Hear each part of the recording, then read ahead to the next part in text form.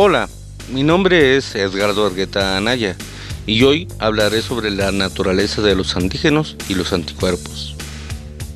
Iniciaré hablando por los linfocitos T, que como hemos visto, se forman en la médula ósea roja y maduran principalmente en el timo.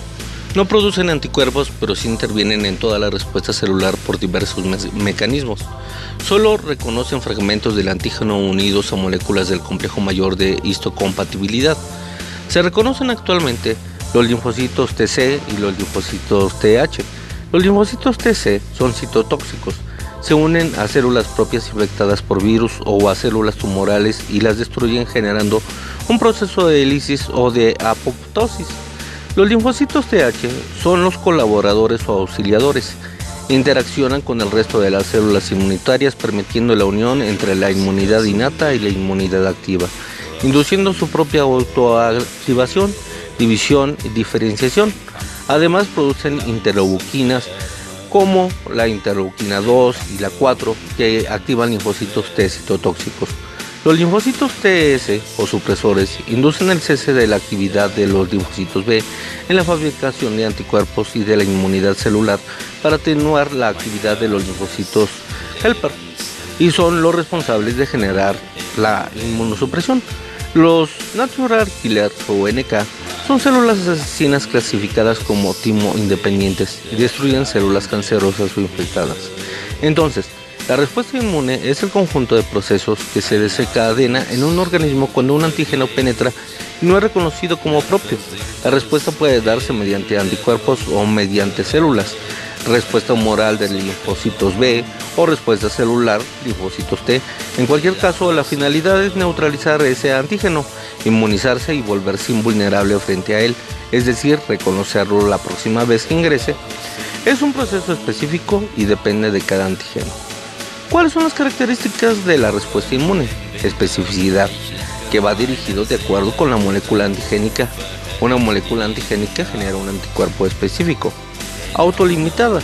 La respuesta está programada para detenerse cuando desaparece el estímulo antigénico. Y si no se detiene, entraríamos permanentemente en un síndrome de respuesta inflamatoria sistémica persistente, lo que lleva a muchos pacientes con sepsis a la muerte. Diversidad. El sistema inmune es capaz de reconocer hasta 1.000 millones de tipos de moléculas y la memoria después de una primera respuesta a un antígeno aumenta su capacidad futura frente al mismo antígeno. Es decir, ese mismo antígeno una vez ingresa rápidamente, la respuesta inmune lo reconoce y lo destruye. No es necesario primero ser fagocitado por un macrófago, luego ser representado a un linfocito T y luego activar un linfocito B. El linfocito B se encarga de producir anticuerpos y rápidamente lo destruye. En la gripe, cuando uno no ha sido expuesto a una modalidad de la influenza, se demora unos 15 días en crear la respuesta, pero cuando uno ya ha sido expuesta, rápidamente desaparece el cuadro. Los tipos de inmunidad entonces son la congénita desde el nacimiento y la adquirida dividida en activa y pasiva. La entrada de un antígeno en el organismo hace que en un momento se encuentre el linfocito, que tiene en su superficie el anticuerpo correspondiente frente a ese antígeno, y su unión provoca la activación, es decir, su división y diferenciación del linfocito B en dos clases, las células plasmáticas y las células de memoria. Los anticuerpos son inmunoglobulinas de tipo glucoproteínas, es decir, proteínas y anticuerpos sintetizados por linfocitos, células plasmáticas, muy específicas frente al antígeno. Pueden estar unidos a la membrana de los linfocitos o libres. Cada anticuerpo está constituido por 4 cadenas polipeptídicas pesadas y livianas. A su vez, las cadenas pesadas y livianas en sus extremos tienen un extremo variable que es específico para reaccionar con el antígeno y un extremo constante que siempre aparece en la zona de puentes de sulfuro, que es una zona bisagra. El dominio variable es el responsable de reconocer el antígeno y unirse a él. Esa región posee las características de ser muy flexible, permitiendo adquirir distintos ángulos que finalmente se unen de manera específica al antígeno.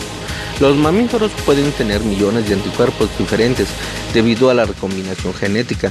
Sus cadenas polipeptídicas vienen codificadas genéticamente en los genes y pueden combinarse de manera aleatoria. Son 5 principales las inmunoglobulinas que debemos reconocer: inmunoglobulina G, la M, la D, la A y la E. Se diferencian por estructura de las cadenas, tanto pesadas como ligeras, y existiendo diferentes cadenas ligeras, delta o kappa, y 5 cadenas pesadas, alfa, delta, epsilon, gamma y mu. Adicionalmente, el número de su unidad pueden ser monómeros, dímeros o incluso pentámeros. La inmunoglobulina G es la más abundante, el 80%, y la más pequeña. A su vez, pasa a la placenta, se une con macrófagos y neutrófilos, provoca la destrucción de los microorganismos, se secreta por la leche materna y es la manera como la madre le transmite a su hijo su inmunidad. La inmunoglobulina A corresponde al 13% del total de las inmunoglobulinas. Se encuentra específicamente en secreciones serosas y mucosas, aparece en la leche, la saliva y las lágrimas. Actúa protegiendo la superficie corporal y los conductos secretores. Genera, junto con la inmunoglobulina G, la inmunidad del recién nacido al encontrarse también en la leche. Protege el organismo de patógenos inhalados o ingeridos. Con estas dos inmunoglobulinas, la A y la G, daré por concluido el video, dado que es demasiada la información que se puede presentar. Muchas gracias por su atención y hasta luego, estimada tutora.